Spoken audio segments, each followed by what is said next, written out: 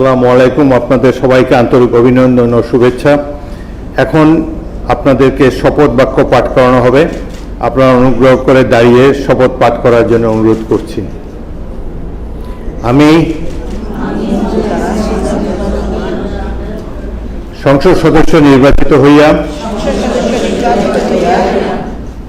সশ্রদ্ধ চিত্তে শপথ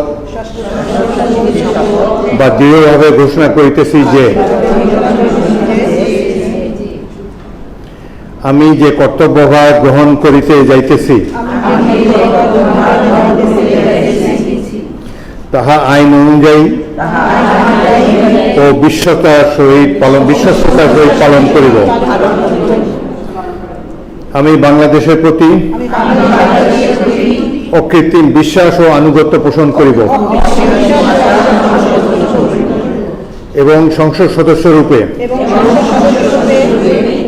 আমার কর্তব্য পালনকে